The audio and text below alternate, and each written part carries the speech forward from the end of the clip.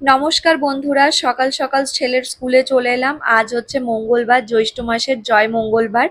আশা করছি সব বাড়িতেই আছে। এখন বাজে 7:30। ওকে আমি এখন স্কুলে দিয়ে গেলাম, 10টা অবধি এখনো স্কুলেতেই থাকবে।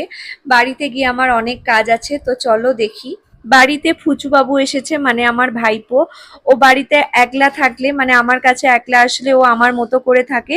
আমার ছেলেটা বাড়িতে থাকলে ও একটু খেলাধুলায় মেতে থাকে। যেহেতু ও স্কুলে গেছে, ও একাই আছে, আমি যা করছি যা বলছি তাই শুনছে, চুপচাপ বসে আছে। একলা তো কিছু করার নেই।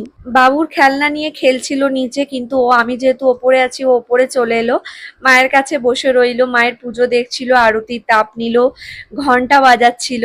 আর ও আমাদের বাড়িতে আসতে অনেক ভালোবাসে। ও বলেছিল যে আজকে আমাদের বাড়িতে থাকবে, কিন্তু আমি যেহেতু মঙ্গলবারের বার করেছি, ও আমার সাথে আবার বাড়ি চলে গেল।